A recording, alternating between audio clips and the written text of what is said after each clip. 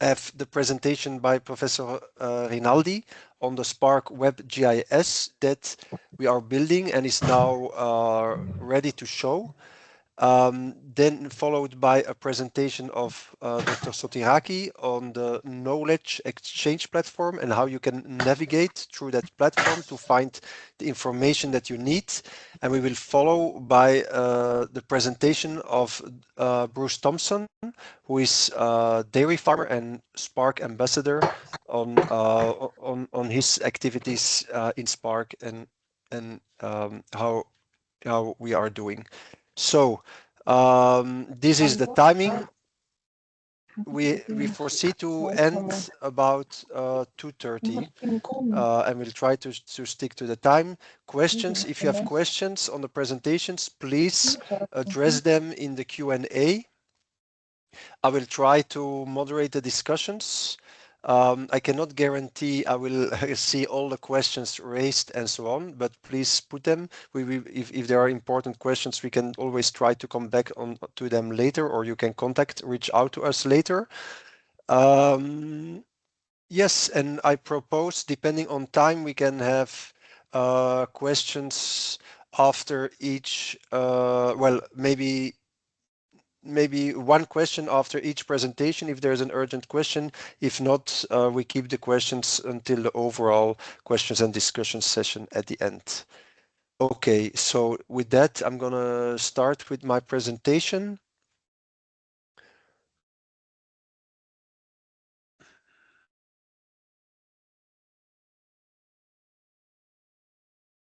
So where are we with the project? I want to remind you, so the overall goal of SPARC is to build a community of practice to address the growing threat of anthelmintic resistance in Europe.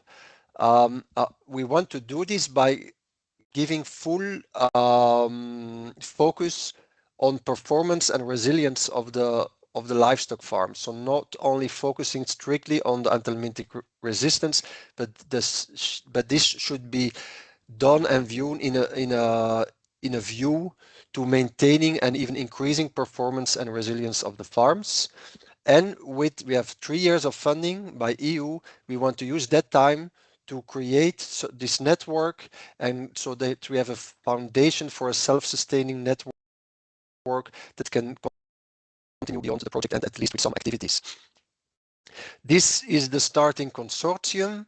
As you know, we started the project with 13 partners from 9 EU countries and 2 partners from the UK.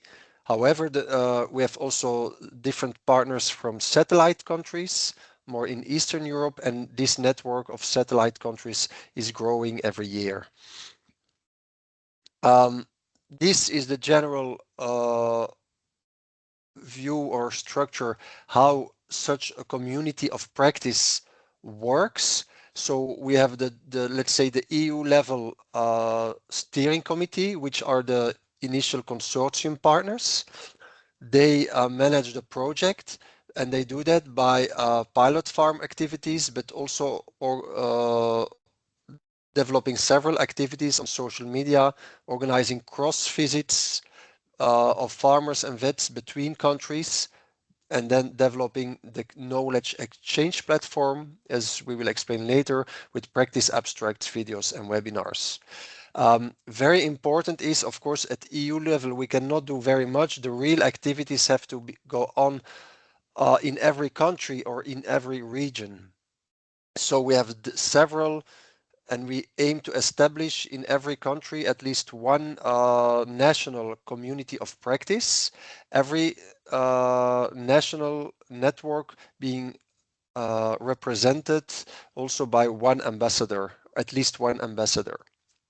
And again, at this national level, then there are going on different activities with local demonstrations, local tests on pilot farms, organizations of workshop, local press releases, social media, and so on.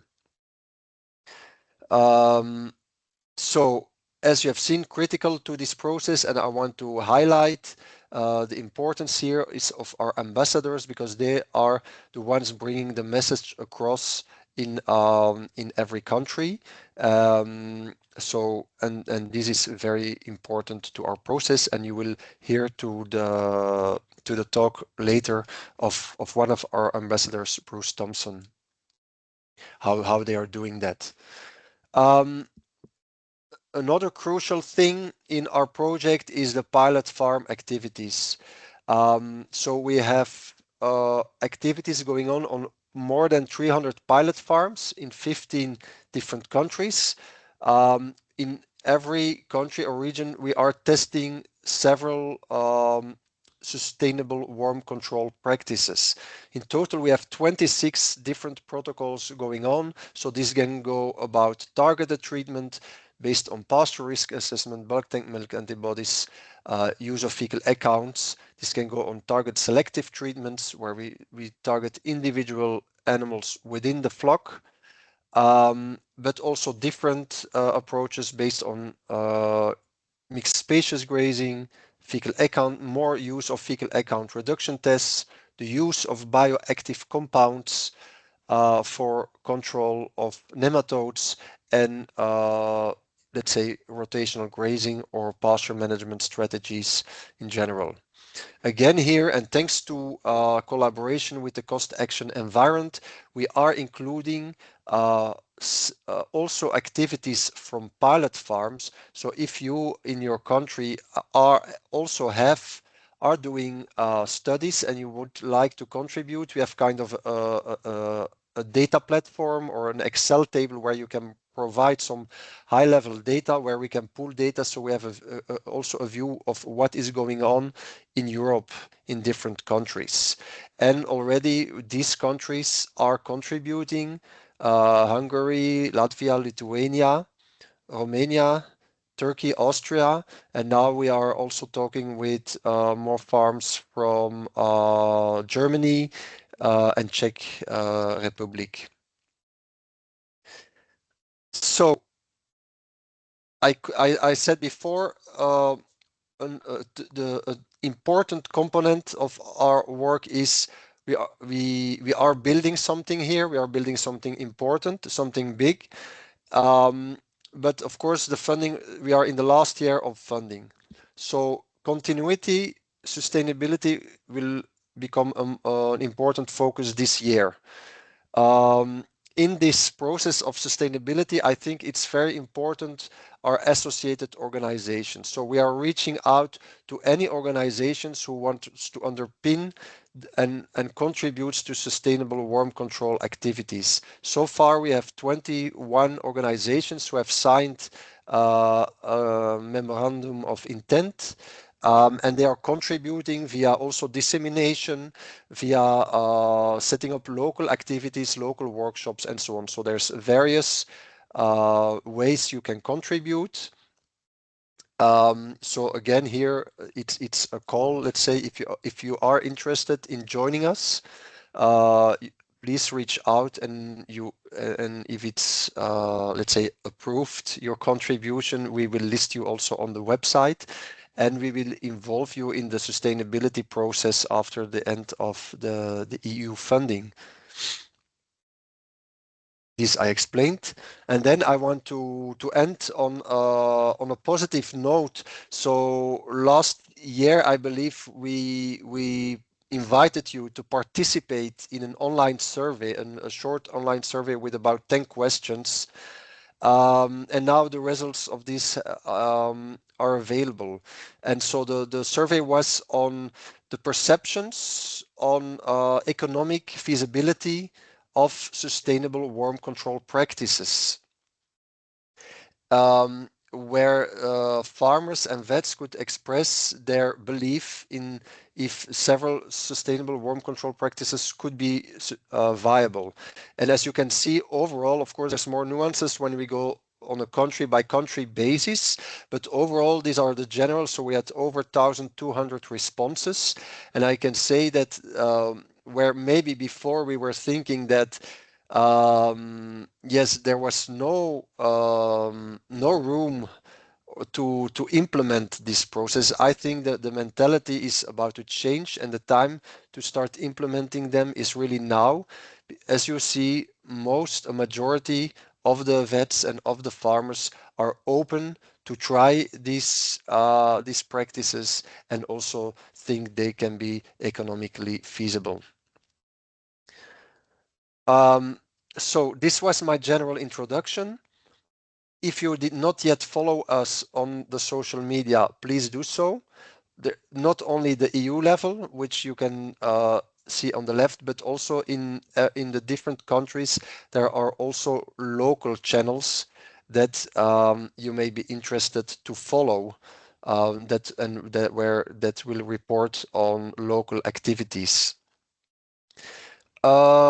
And finally, not mentioned here, but we also have a YouTube channel where recently we posted a lot of new videos.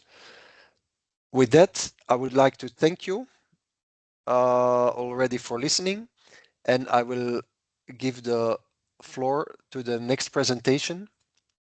I think it was mine in the program. Okay. I don't know. Yes. Can you, Hannah, check the program? Yes, we have Samaro speaking now. Yes. Super. So sorry for the confusion.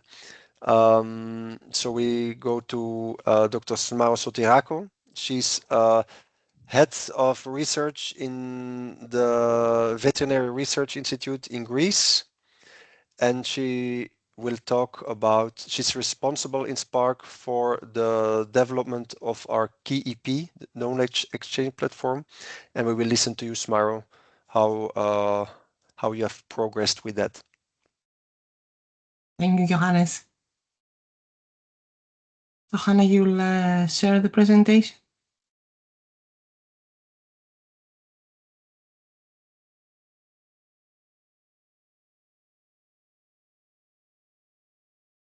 Okay, super, thanks.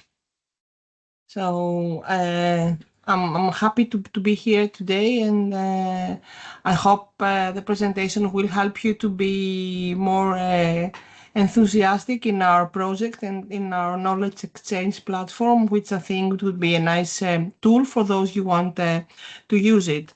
So the presentation would be about what is a knowledge exchange platform, and if it can be of any use for any of stakeholders that they are dealing with parasite control.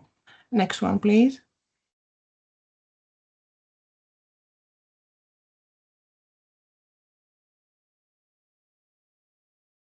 So I just asked today ChatGPT to give us an idea about what it's a knowledge exchange platform, as we used to do now with almost everything. So the reply I got, it's a digital space where people share, access, and collaborate on knowledge. So it says, think of it as a structural online hub that helps connect knowledge creators, expert researchers, practitioners, in our case, the SPARC partners, knowledge seekers, students, professional organizations. We will see that's farmers, veterinarians, people that are dealing with farming in general, and provides tools and resources like documents, research, case studies, discussions, and different sources of data. Next one, please. So the goal overall was to turn individual knowledge in share value, making information easier to find, use, and build upon. Not just another website or another blog that you can find information, but something bigger and more interactive. So typically, what does it do? It stores and organizes information, enable collaboration and discussion within the platform, facilitates knowledge transfer between groups, and connects communities across organizations or different sectors. Can I have the next one? So coming to SPARC, this is our website. It's warmspark.com. And you can see while you just open in the first page, as here on your right, it's immediately you can click and enter our knowledge hub. And then you go directly to the CAP of SPARC. If we go historically a bit back and to see when this became an issue, it has been used in various contexts over the years, particularly in agricultural settings where it was more popular, and became to be popular in early 2000, around the millennium, particularly with the rise of digital platforms and the increased emphasis on collaboration and knowledge sharing in various fields. So we can have the next one. So going to SPARC CAP, it's as I mentioned earlier, online knowledge exchange platform created as part of a SPARC project. In fact, it's a digital hub where stakeholders, we name farmers, advisors, veterinarians, researchers, can share and access practical information such as tools, case studies, videos, best practices on sustainable worm parasite control. Exchange knowledge and experiences across countries and across different production systems, make research and guidance easy to use at farm level, and this in all the languages that we have been using as CAP partners, which in fact they are covering more or less most of the European languages, and facilitate dialogue and decision making on sustainable parasite control strategies. Can I have the next one? So in simple terms, it's an interactive online platform where people involved in livestock health can exchange knowledge, learn from each other, and find practical resources that help improve parasite control in ruminants under different conditions. The most important part is that it's interactive. So we want this to be a tool to exchange information and experiences. And this matters because we don't stick to what it's published and just papers that you can read. It actually connects all the real users, which are farmers, vets, any other scientists that are involved, with validated knowledge and decision support tools to support better practices in practice. And that's what we want to achieve with this CAP. Let's go to the next one. So it's knowledge sharing, as I mentioned, collaboration, search and access to different sources, community engagement, and open access. Can you please click once? So we have practical advices incorporated, locally tailored best practices adapted to different ruminant species. You will see that we have different categories in a while. Because we wanted to take into account the different production system, the different climate, field conditions, everything that differs, so everybody can have access to what it is important for them. It's an online forum for dialogue, and this includes researchers, farmers, vets, farm advisors, local stakeholders.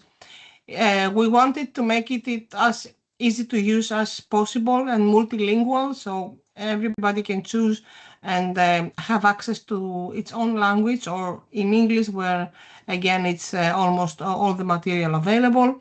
Exchange views with other members, and also link to other open source platforms like the EU Farm Book.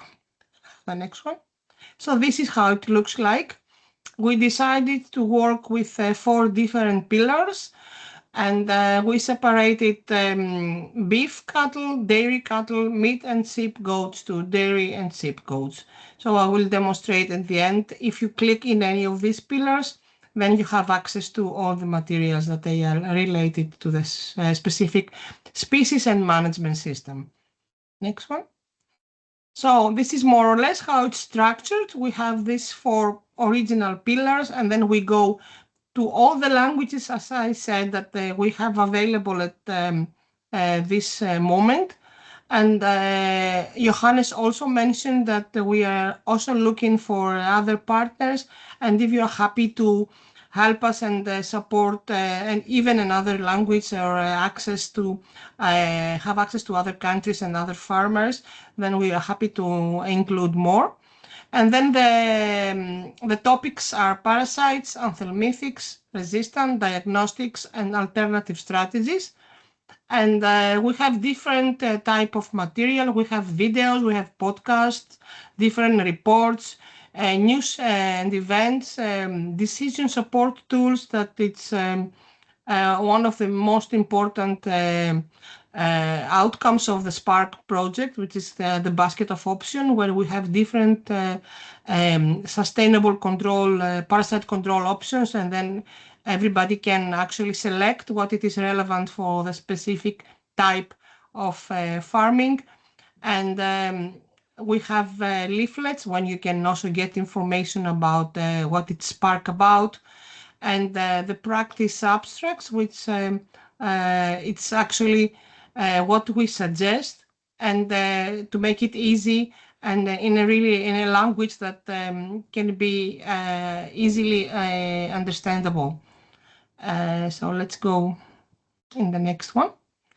As I say, we have a different material and don't really mind about the numbers because this is totally dynamic. We keep adding day by day different material, and we already have lots of information. We now have, even in other languages, we have in Lithuanian, for example. And as Johannes said, that we are now also building up in the German part, and we like to have also some content in German as well. Next. Again, don't really mind about the numbers because, as I say, we also keep it's a live thing. We want to just load anything that it's coming out of the project or even that was already existing by the partners to make it as rich in information as possible, and then provide ground for discussion. So we have these several practice abstracts, which I will show you on the live show. And then in different languages now we are also working, because the initial idea was to have the practice abstract in the language that the country was developing, plus in English, because this will also go to the EU Farm Book.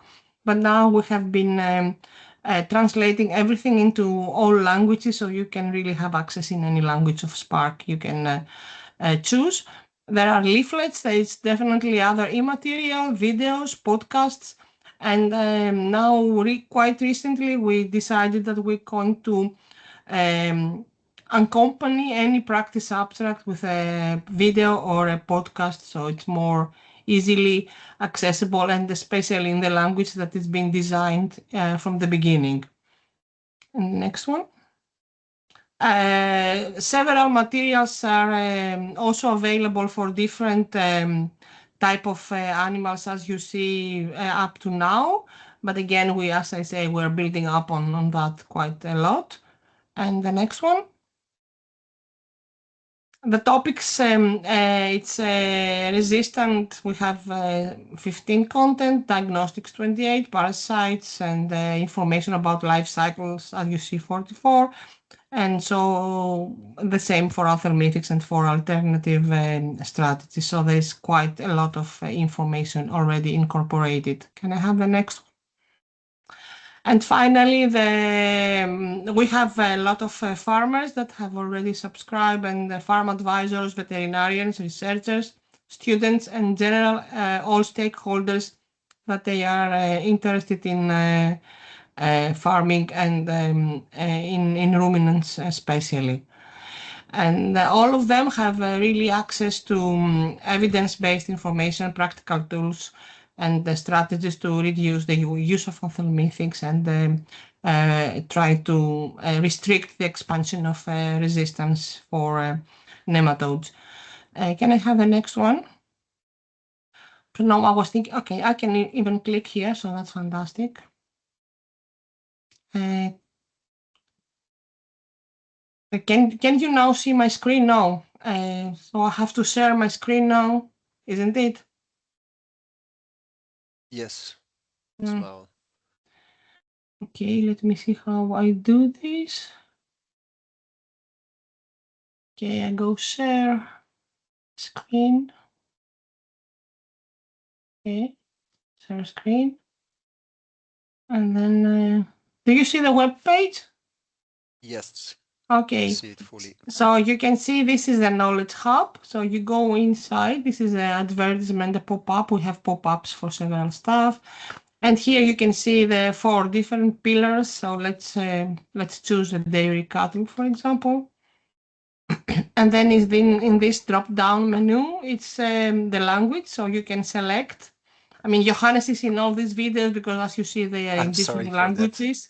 No, it's a good thing that we actually demonstrate that we have several languages and we have subtitles in all the languages so people can really understand. This is from a meeting we had.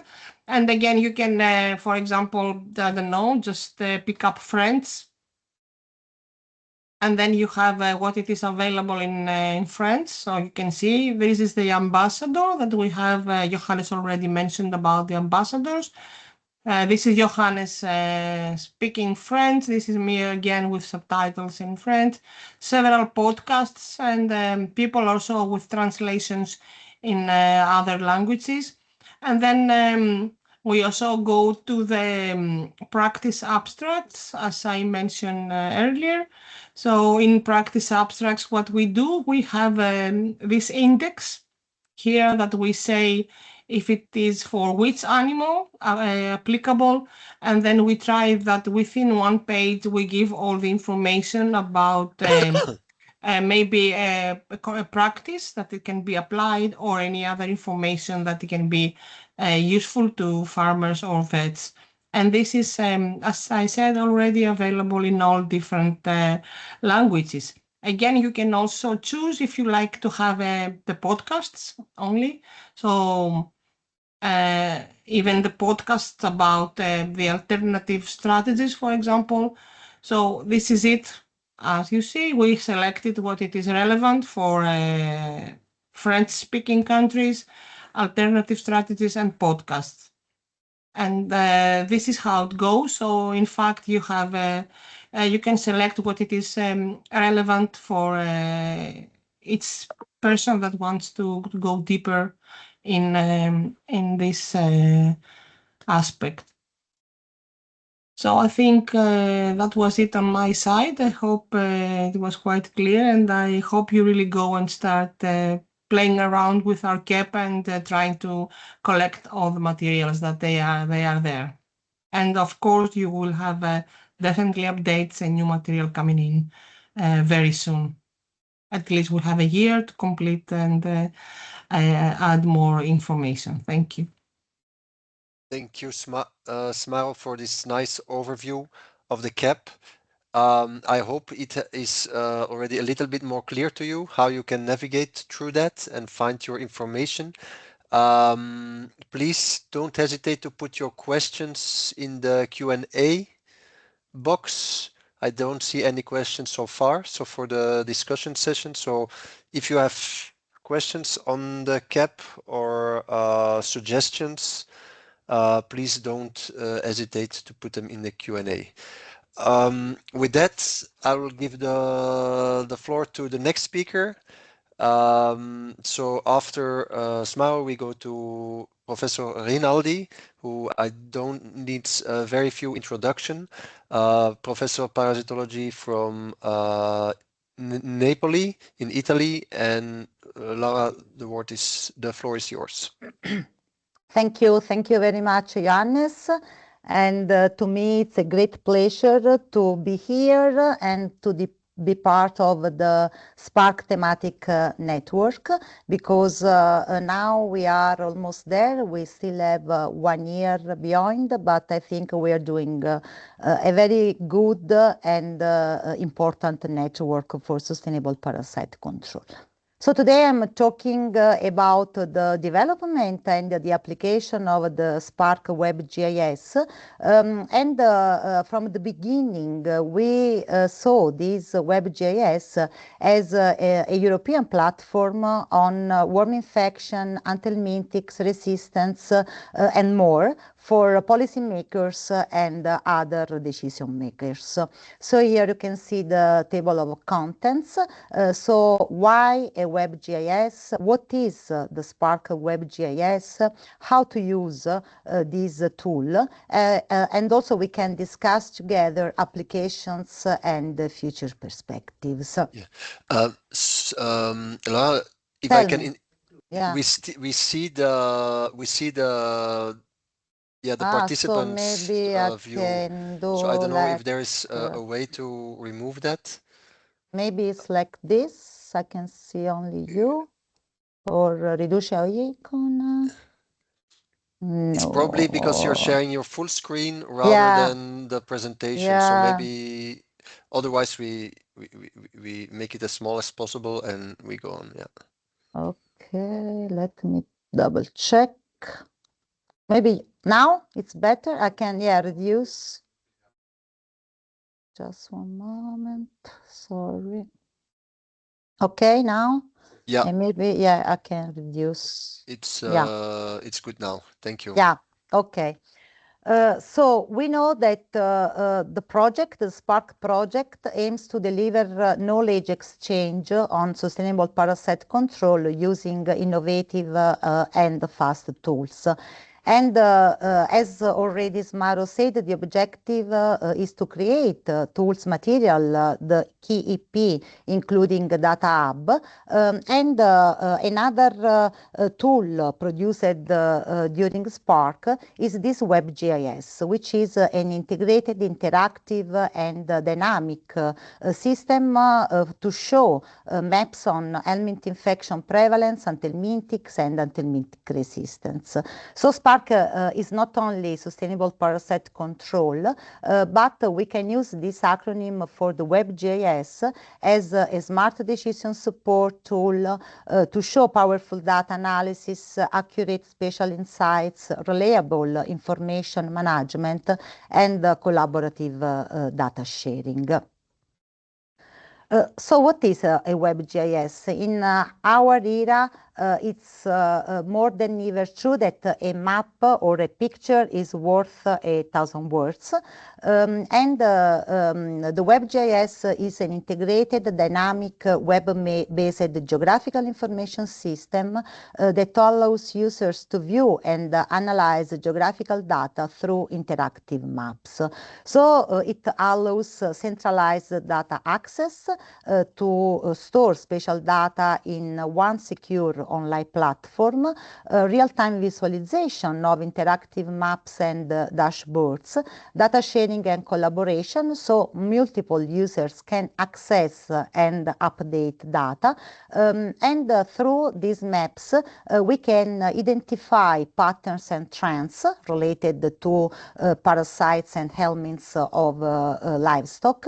And this can help vets, farmers, but especially decision makers to make a tailored planning and even forecasting.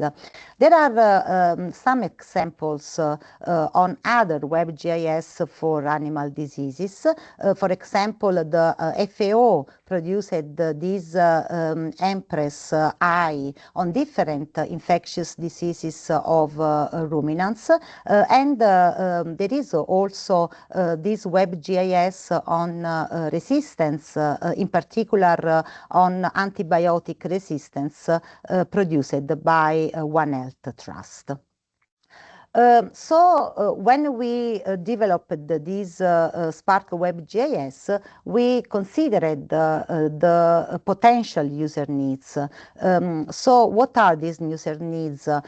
It's useful to visualize with the different data layers the distribution of ruminant population, helminth infections, anthelmintic registered and anthelmintic resistance across the different countries, to to integrate these multi-country data sets into an harmonized platform in order, as I said, to support evidence-based control strategies and using a filtering system to compare data through different indicators. So the user needs, but also the target users. For sure, different stakeholders can use this tool, as for example, researchers, industry company, veterinary practices, public agency, but also farmers. But to us, as a philosophy of SPARC, our main target users should be vets, farmers, farm advisors, and we hope really that through this WebGIS they can efficiently manage their data in order to have a faster decision and smarter planning. If you go to the warmspark.com website, the WebGIS together with another tool, the basket of options, is in this tools window. We structured the WebGIS in 3 filters. So according to the ruminant species, cattle, sheep, and goats, the 3 target parasites, gastrointestinal nematodes, fasciolepathic, and lungworms, and the SPARC countries, Belgium, France, Greece, Ireland, Italy, Lithuania, the Netherlands, Poland, Romania, Spain, and UK. 4 layers. So we came up with 4 layers: animal population, helminth prevalence, anthelmintic registered across the countries, and anthelmintic resistance. And we also considered 2 time intervals, so the decades 2015-2025, but also all the information before the 2015. And this is important in also in order to see not only the spatial, but also the temporal trend of all this information regarding animal population, the prevalence, the anthelmintic registered, and the anthelmintic resistance. It's very important when you develop a WebGIS, the data quality. So the data source was and is actually an important feature to consider. I would like to thank all the SPARC partners because they provide for their own country all the data, and also validating is ongoing. I mean, the validation of data in order to have quality data is of great importance. So for the data layer 1, the ruminant population, we considered the national and the European statistical databases. For the data layer 2, distribution and prevalence of helminths, we considered the national surveillance report, some project databases, but also published and non-published research data. For the data layer 3, anthelmintics registered in each country, we consider the database from EMA, and also the national and the European Organization for Animal Health databases.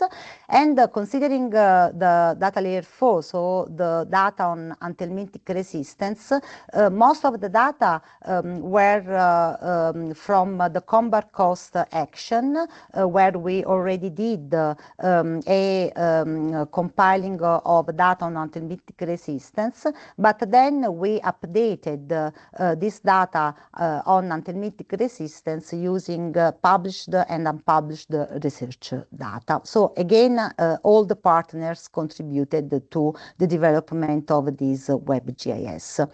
And I have a short video in order to show how to use this tool and how the filtering system works. So we have 3 pillars: the ruminant species, cattle, goat, and sheep, the different parasite, and the different countries with the different data. So here you can see that you can select the parasites, so liver fluke, gastrointestinal nematodes, and lungworm, but also you can select your own country. And then after this filtering, here on the left, you can see the different data you can display. In this view, here you can see, for example, data on animal populations, so the number of heads by region, and there are also pop-up with the different data on each country. So the same also for the different helminths. For example, this is an example of the prevalence of gastrointestinal nematodes in the different regions of Italy. And again, for each region, there is a pop-up with the detailed information. Another important filter is also represented by the different anthelmintic registered. So here you can see the list of anthelmintics registered in the different countries. And for sure, in such a case, if, for example, you choose benzimidazoles or macrocyclic lactones, the data regarding the number of anthelmintics registered in each country is again at country level and not at regional level, because of course we have this data for the different countries. Okay, so as you have seen, we in this WebGIS we considered two NUTS. NUTS 1, which is a country, for example Italy, and NUTS 2, which is the region, so that the Campania or other regions. And NUTS are an acronym for Nomenclature of Territorial Units for Statistics. So it is an EU system for dividing countries into hierarchical territorial levels for statistical and regional analysis. And you can play with this WebGIS, and you can see that we used the color scales, bubbles, and pop-up. So the color scales show variation in data values through color intensity or hue.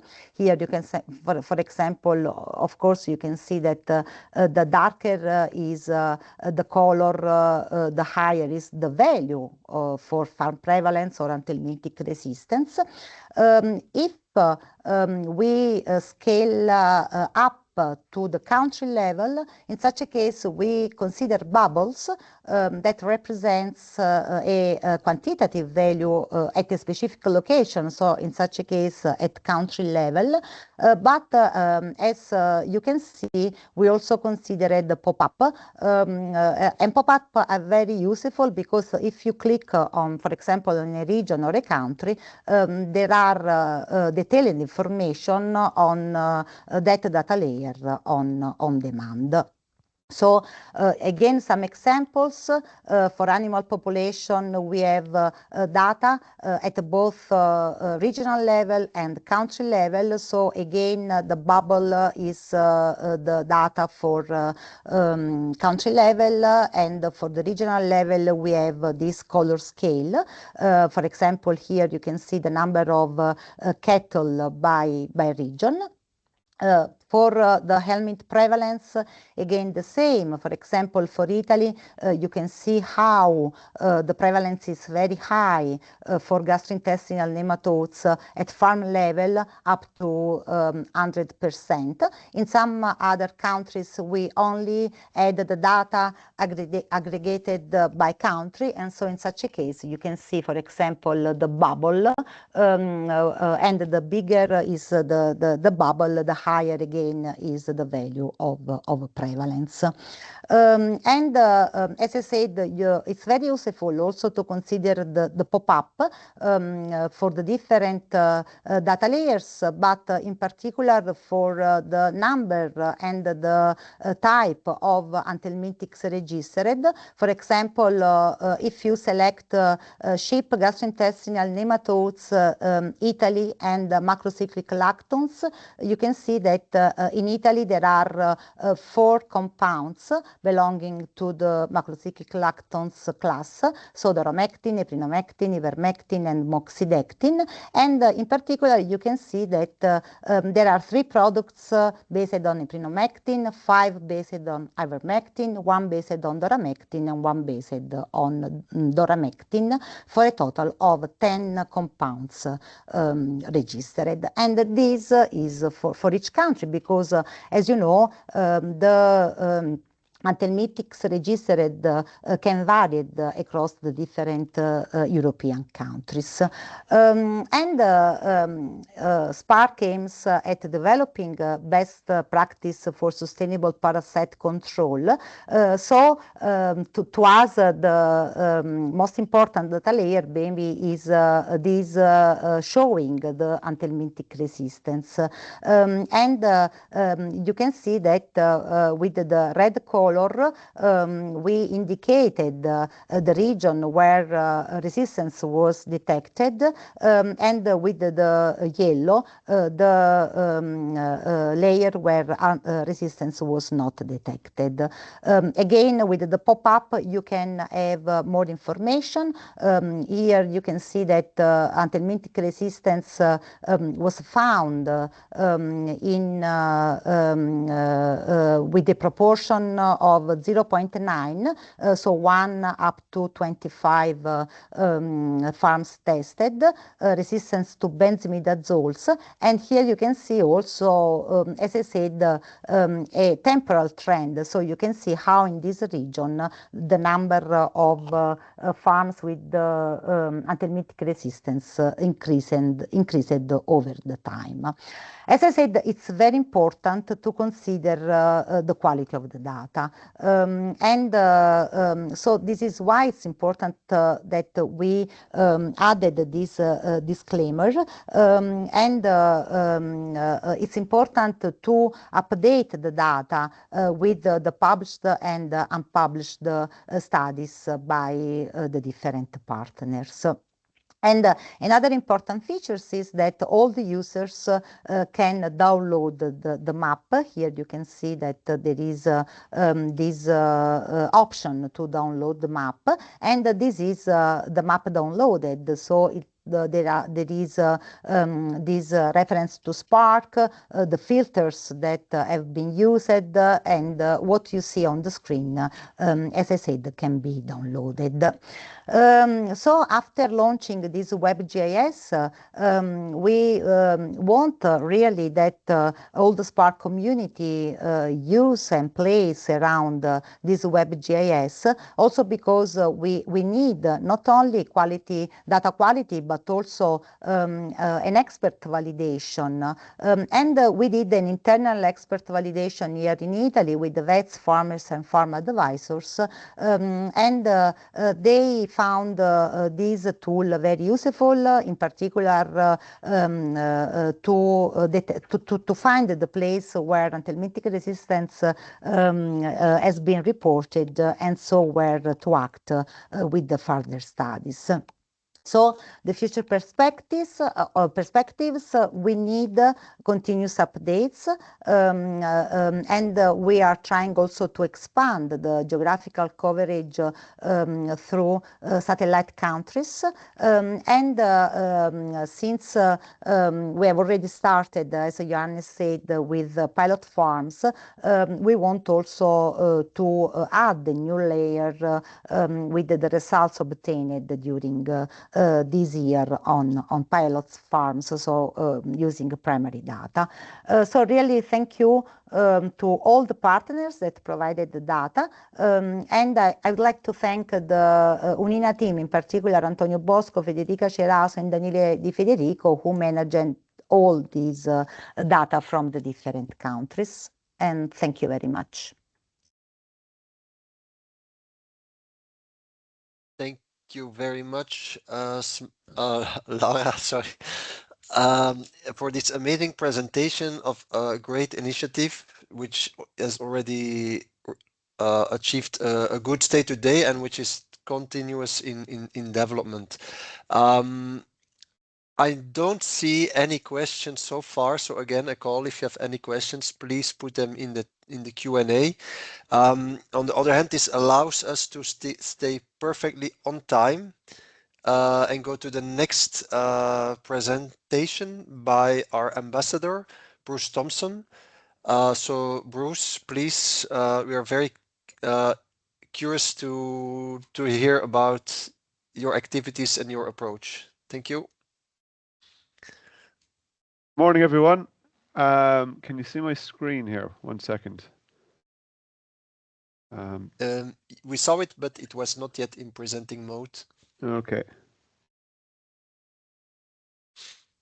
I can't seem to get it into presenting mode. Yeah. So Yeah.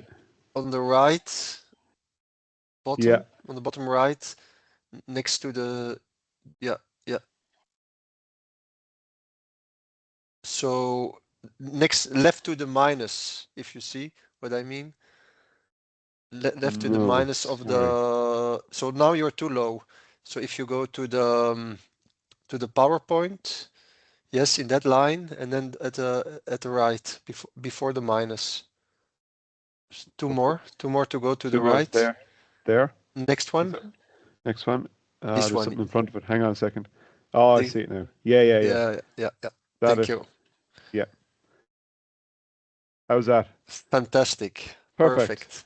Yes. Good morning, everyone, or good afternoon, I should say. Yeah, look, thanks everyone for coming here this morning or this afternoon and tuning in. To introduce myself, I'm a dairy farmer from Ireland, and I would be more commonly known as the dung beetle guy due to having a strange obsession with dung beetles and their positive attributions to agriculture. When I'm not breeding cows, I'm breeding dung beetles in a tent. However, today I want to take you down a different tangent and metaphorically speak to people about Aldo Gucci's approach to parasite management in ruminants. There are many comparisons, and I would like to take a look at a few. If you see here, we have, in respect for my Italian colleagues on here today, Gucci handbag, and we have a parasite as well that has wrapped itself into a position that kind of looks like the Aldo Gucci emblem. So I am offering a prize to the first person that can identify the parasite, and the prize is virtual handbag, Gucci handbag. So yeah, with that I will get on with it. Look, the status quo. Look, the designers like the Gucci brand don't react to changing fashion. They actually change fashion for consumers, effectively telling them what to wear. This is our resistance analogy. So we need to change our habitual approach to parasite management before we're forced to do it. Every time we use a wormer, that is one less time it is going to work. So we need to set a trend on our farms before we have no option other than to what the parasites are going to dictate to us. So we have to own the process. So just like changing fashions, we don't normally notice resistance taking hold on our farms. It creeps in bit by bit over time, and before you realize it, it is the mid-1980s. We're sporting a mullet and wearing shoulder pads, which is a disaster. On our farms, we need to avoid a similar disaster. Resistance is selected every time we use an anthelmintic, so little decisions that we make on our farms could bring us down the wrong path. So we need to ensure that we really only use wormers when we need to do it. So when you ask a farmer, how do you control worms on the farms, they will normally always answer with, we use X or Y product. Our medicinal products are only a small pothole on the evolution road for parasites. So we're definitely not controlling them. So we need to rethink how we're controlling parasites. Yes. Bruce, sorry to interrupt you. Yep. Can I ask one more slide change? If you go above on the display settings, swap the display settings, because now we see the presenter mode. So swap presenter view and slideshow, please. If you can press that. It won't work for me. Okay. Well. Right. You're then I seeing don't know. my notes. Yes, yes. Yes. Okay. Well, Secret taken. yeah. You won't need to. Yeah. Okay. Well, I'll see. Can I change that here? 1 second. Does that work with this? Yes, perfect. Yeah. No, I can't see my notes. Okay, well, whatever you prefer, Yeah. but Yeah. then know that I'll we leave can it up. read them Yeah. too. Yeah, you can read them too. So, yeah, so new season, and this will be in relation as well to the WebGIS that Laura was talking about a minute ago. Also, so the designers employ a different set of options each season, and they reflect on past seasons that worked, what didn't work, what's different this season, and come up with the best combination of actions with the information that is in front of them. So does this sound familiar? So this is our SPARC projects networks basket of options. We react to the seasons and the weather. It is very important to know the difference between the two. We expect seasons, we get weather, and this will then reflect onto our WebGIS. The difference from 1 year to the next in terms of pasture contamination is very significant.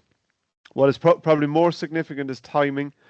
Weather events happen at different times within seasons and cause a mass increase in contamination. Lungworm, Barber's poleworm, and Nematodirus would be excellent examples here. So from 1 year to the next will come out in large numbers at different times. So we as farmers have to react to the new seasons the same as designers do. So we need to think ahead. So prepare and budget. We need to be ready for the events that are in front of us. In the case of purchasing a Gucci bag, we must save up money and be ready to explain to our family members when we arrive home with our new purchase. In the case of parasite management, we need to have our sheds clean. For coccidia, for example, or we need to have a low level of contamination on our pasture, particularly for naive stock. So how do we do this? We rotate naive livestock with resilient stock. We use mechanical intervention to clean infective larvae from swards and open up the grassland to UV rays from the sun. Deciding in advance which pasture is most suitable to naive stock is, in my opinion, the area we can make the most gains. In the SPARC project, we have a few models available to us from different countries that we can use to help us decide on the level of contamination on each pasture. These are excellent tools. And I will, however, challenge all the people here today to consider rewinding the clock a bit and consider what actions you might have taken the previous seasons to really lower the larvae count on a particular pasture in preparation for the next season before turnout.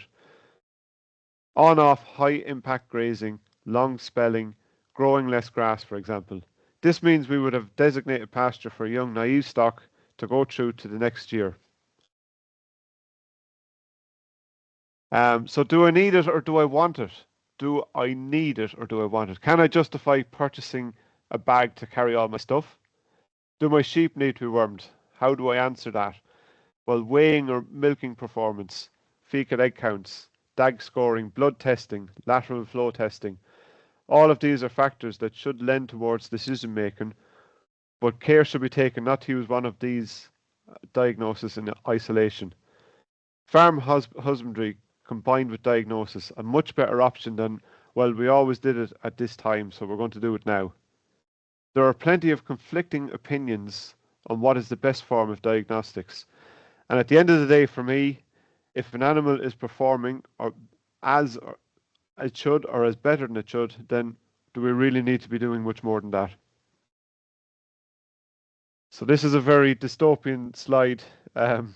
So as we become more informed about our choices, how do we feel about them? Would our resources be more beneficial if used elsewhere or at all?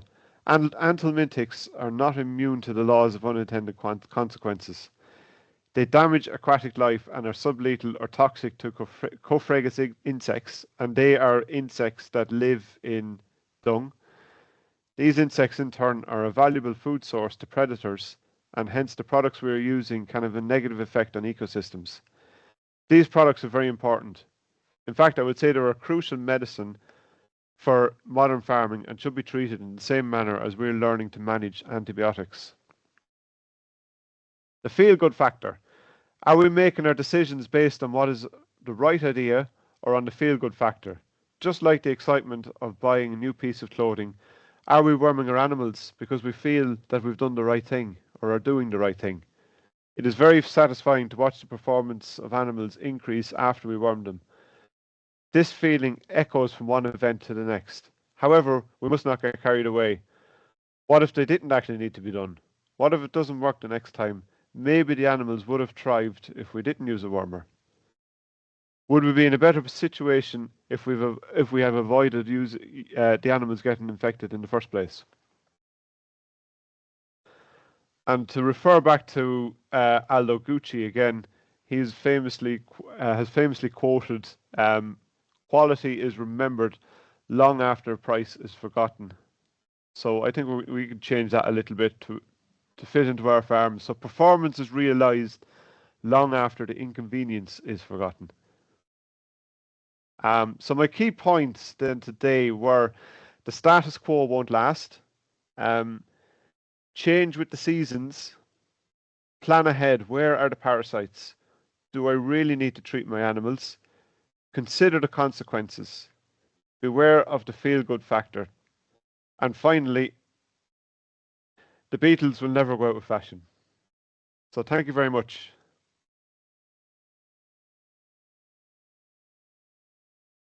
Thank you very much, Bruce, for this, let's say, inspiring presentation and original point of view. I could never have connected Gucci with parasites or with worms, but you did it amazingly.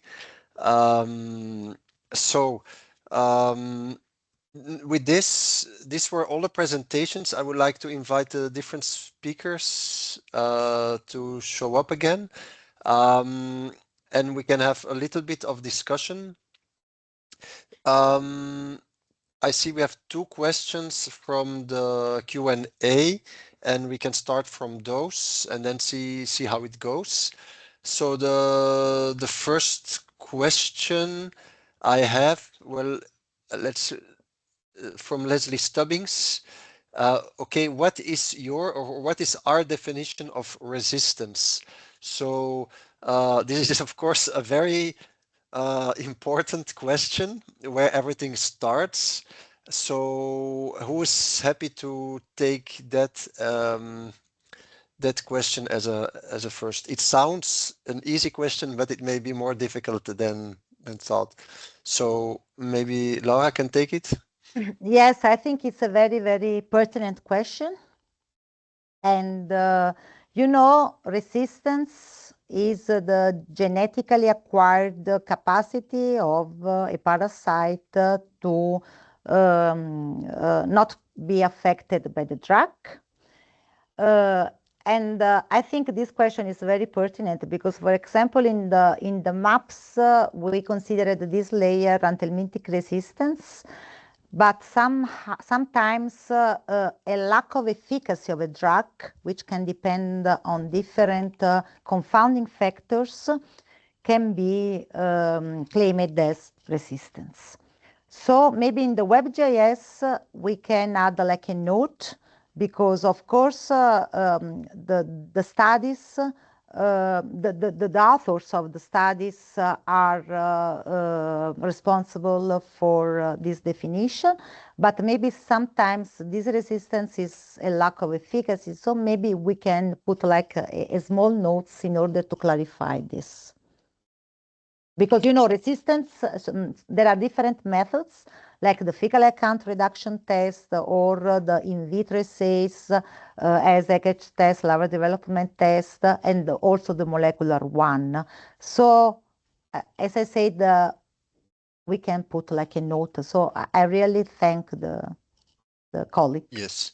Yeah. Okay. I hope, Leslie, this addressed your question. In the meantime, maybe I can also ask Bruce, like you as a farmer, how do you look? What is your definition of anthelmintic resistance? I suppose I look at a very simple definition of it. It's where you have a problem with parasites, you worm them, and you still have a problem with parasites. Yeah, so it's where the worming event didn't do what you would have expected it to do. Yes. Okay, so in that sense, I think Lara, what we are showing now in the WebGIS is lack of efficacy, as you say, most of the time, because there are no, let's say, most of the studies have conducted fecal egg count reduction.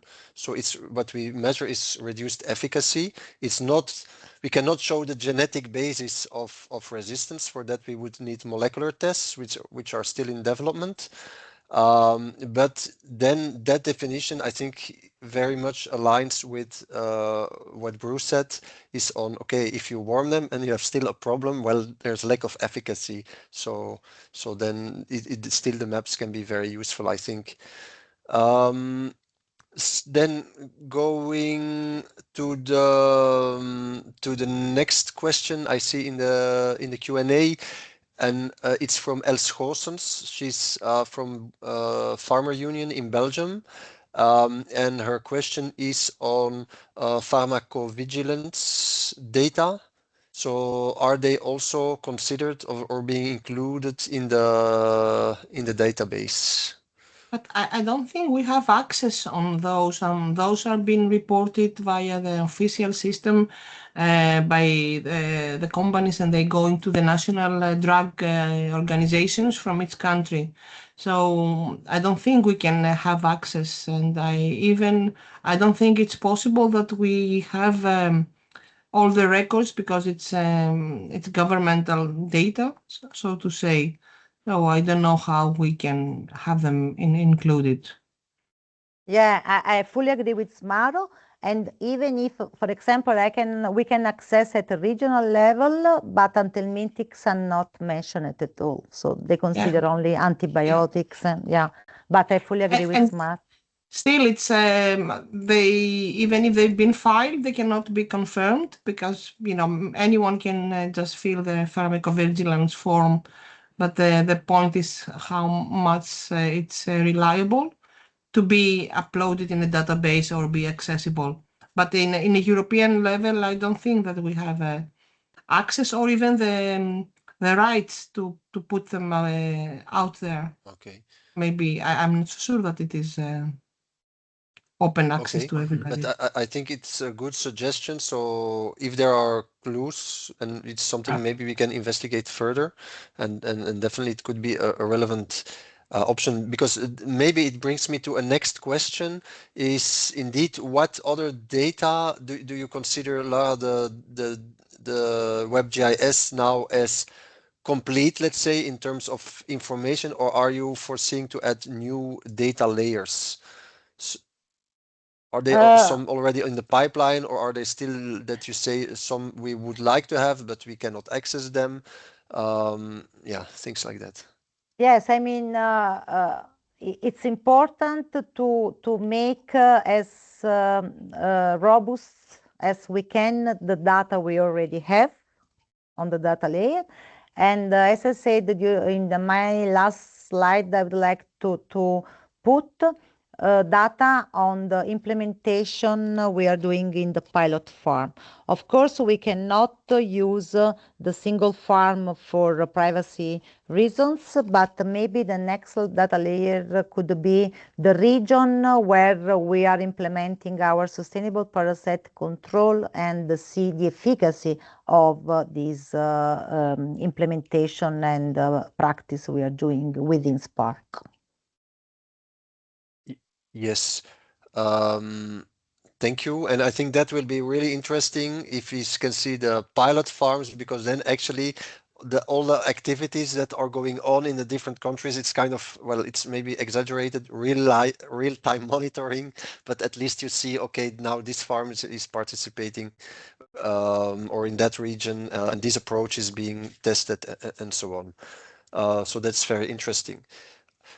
Okay, I see. I think there are in the chat, but sorry, as a moderator, I can only look at the Q&A box. So sorry, I cannot monitor two chat box at a time. So please, for questions to be discussed here, put them in the Q&A. Maybe if we go to the key EP, Sumaro, yeah. what are the further foresights on further development? So like, or do you have, so that's one question. And the second question is, do you have already an example of how it has been used by external party, let's say, or by a stakeholder? Do we already have some feedback on the use of the KEP? We have data on how many people access the website. We cannot differentiate if they are actually using the KEP.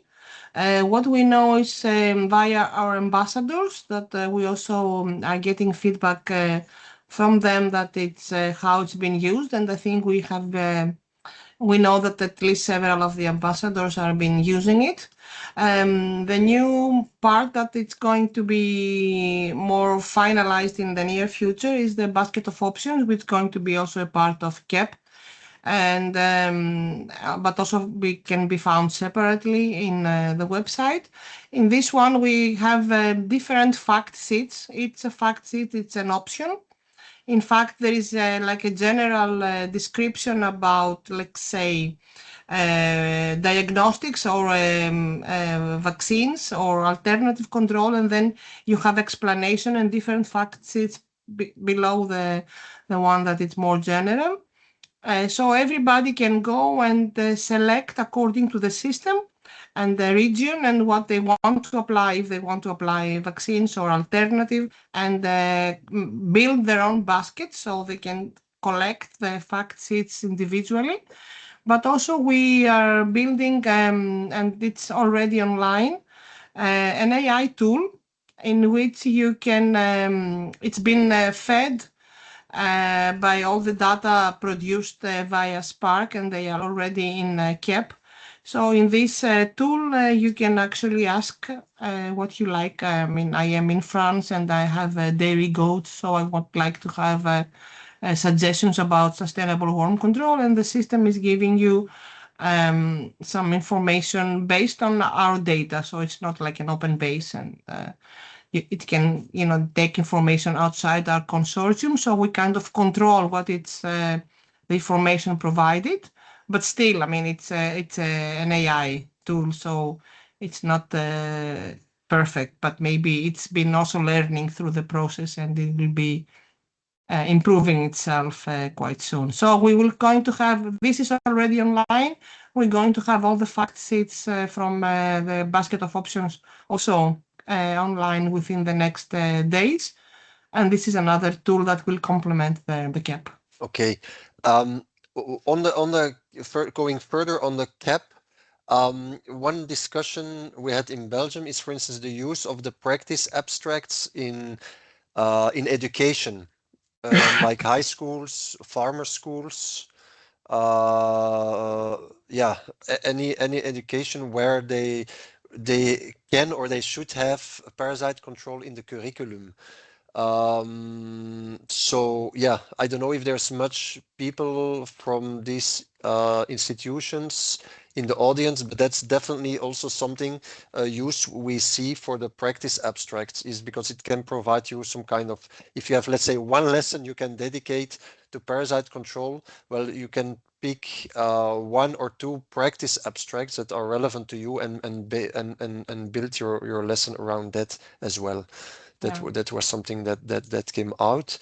Also, because they are always who have developed the practice abstract at the end, and so from which country it's coming from. This will be also nice as an exercise within teaching activities to see what other people, other countries are applying comparing to your country, because you always have that information, and maybe make a comparison or adjust, or you just have new ideas, and that is also very good for teaching.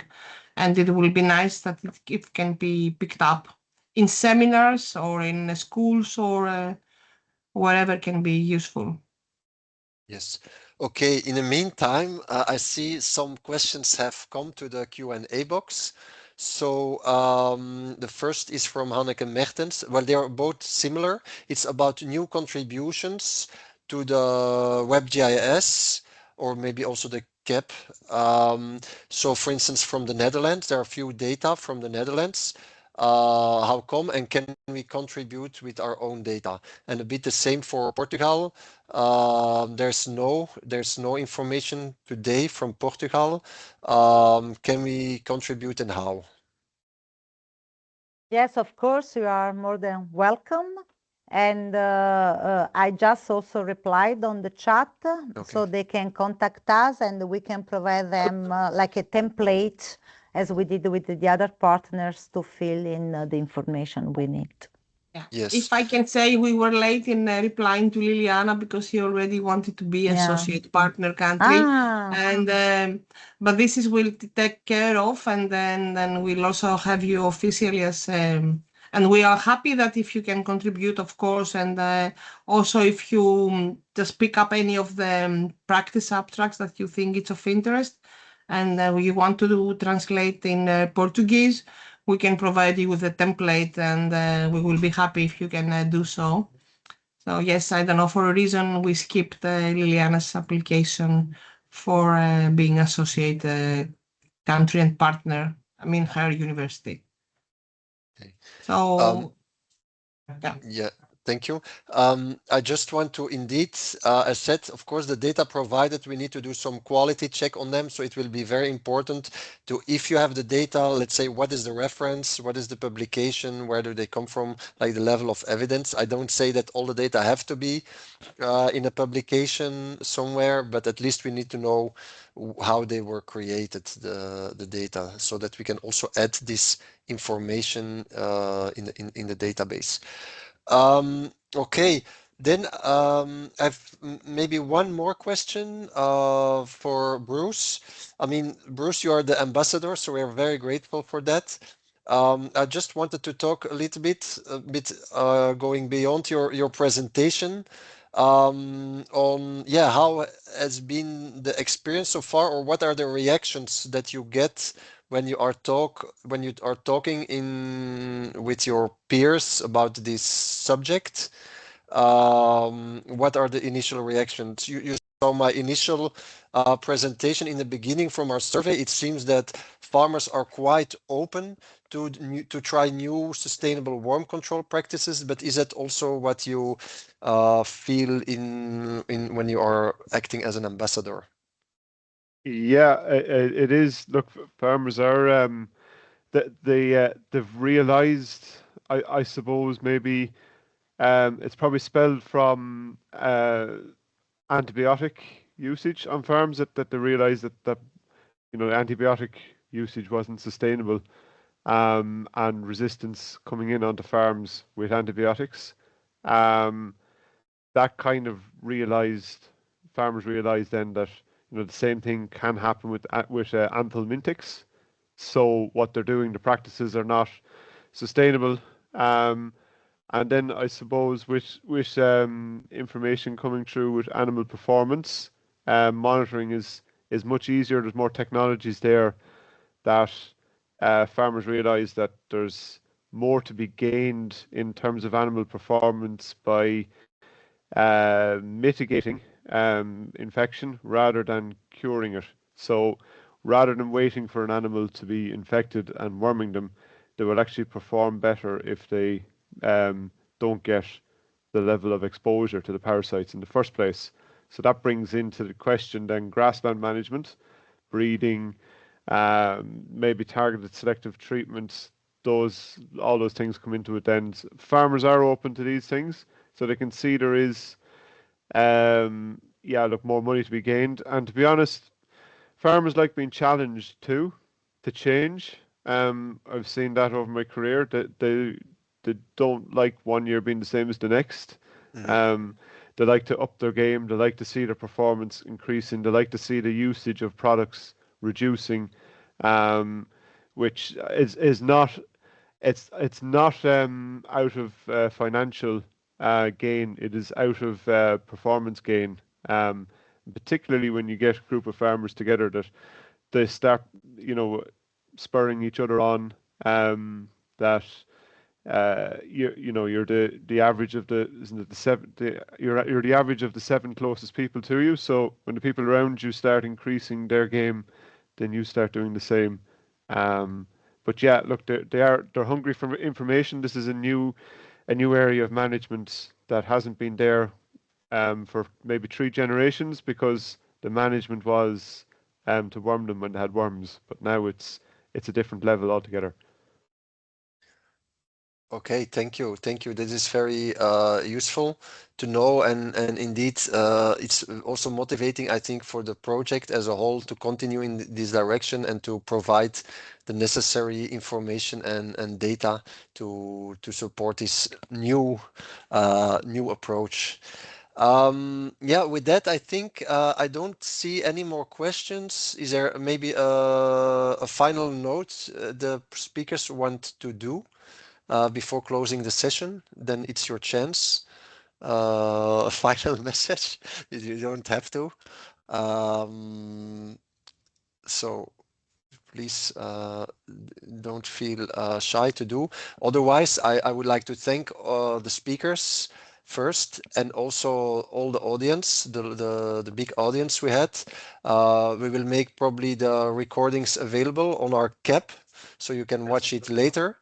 And yeah, we will keep you informed. So as I said, don't hesitate to have a look on our website, follow us on the social media, and stay informed, or be in touch with us later via email. Yeah. And send comments if something has to be changed or is not user friendly, more importantly. Yes. Thank you. Bye-bye. Thank you. Bye-bye. Bye-bye. Thank you. Bye-bye. Ciao. Bye-bye. Bye-bye. Ciao, ciao.